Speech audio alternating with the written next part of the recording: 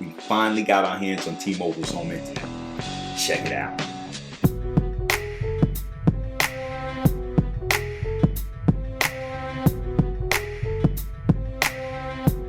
First things first, thanks for checking out the video. Please smash that like button, and if you're new to the channel, consider subscribing.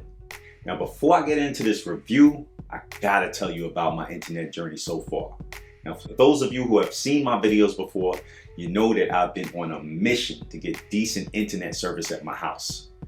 Mission, obsession, tomato, tomato.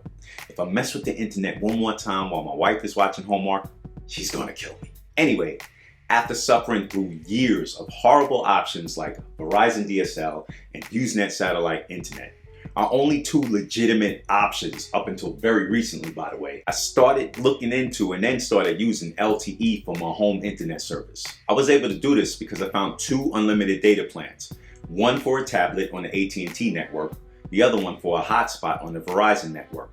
I just took the SIMs and swapped them into mobile routers.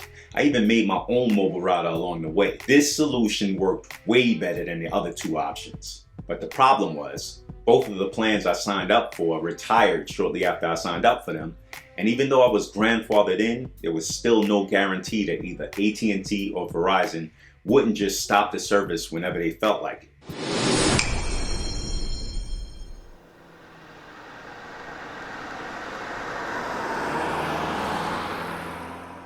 So I kept looking for more options. Then late in 2019, T-Mobile announced that they were going to launch a home LTE service. Now, historically, both T-Mobile and Sprint had no service at my house. So I wasn't even sure if this was going to be a viable option for me. And sure enough, when I went on the website, it said it wasn't available. Then Verizon announced that they were going to launch their own LTE home internet service. And since I'd already been using Verizon LTE for my home internet, I figured I might as well get the official service, right? Wrong. When I went on Verizon's website, it redirected me to DSL, that they rebranded as high-speed internet. Then Starlink announced that it was going to launch its beta testing for its internet service. So things were looking up.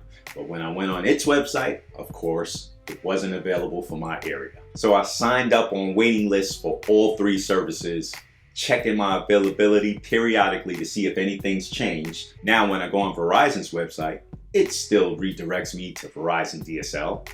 When I go on Starlink's website, it did update my availability, but it went from late 2021 to mid to late 2022.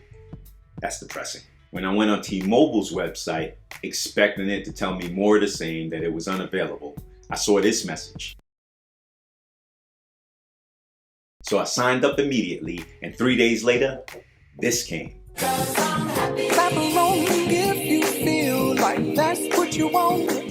Now, I've watched a ton of reviews of this service online. Many were positive, some weren't. So I wasn't sure which category I would fit into when I got the service, and I was eager to find out. Thankfully, when the modem came, it was super easy to set up. All I had to do was plug it in, download the T-MobileHomeInternet app, and configure it in a matter of minutes. Now, you want to place this modem on the highest floor in your home, near a window that gives you the best T-Mobile service. There's two ways to figure this out. You could either go on cellmapper.net and figure out where the closest T-Mobile tower is in relation to your home, or you can use the bars on top of the device as a guideline. If you're going to use the bars, also do speed tests along with this, because the bars by themselves are not the main factor in determining that you're getting the best service. Now, after you set up your Wi-Fi name and password, you can also set an admin name and password, and you're good to go. Now, the Wi-Fi range on this router is pretty strong. Even though I don't have it centrally located, it does a decent job covering my house. A couple of things that I noticed immediately that you might want to consider is that on the modem side of this device, you can't configure anything. You can't choose which bands it connects to or switch bands. The modem does that by itself. On the router side of this device, besides setting up a Wi-Fi name and password, it's very limited. There's no port forwarding, no DMZ, no option for a static IP address, etc. These are things to consider if those are important to you. Another thing I've noticed is that this device gets warm at the top by the LCD screen when you're using it. So you might want to purchase a little fan off of Amazon like I did to help with the airflow. I'm not sure if it'll overheat, but I don't want to take that chance. Now, if you're like me and you don't want your modem to also be a router and a Wi-Fi access point, then you can log in with your admin credentials at 192.168.12.1 and turn off the Wi-Fi. Make sure to do this on both the 2.4 and the 5 gigahertz. And make sure when you're on the 5 gigahertz, you turn off the SSID 5 and SSID 9. Otherwise, it'll still broadcast a Wi-Fi signal. After doing this, you can use one of the 2 LAN ports to either plug in a mesh network, another router, or some APs, and you're all set. Now for the fun part, we're going to put it to the test. I'm going to test it on both Ookla and Fast.com.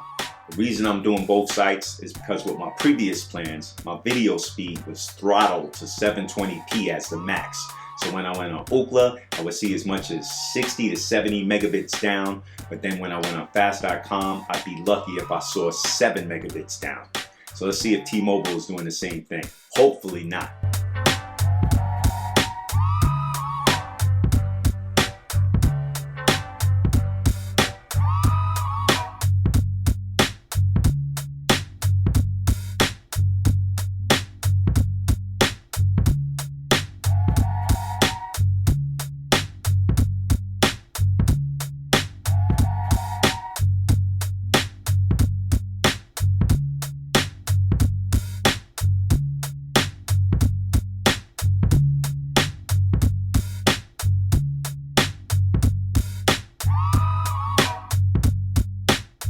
Sheesh!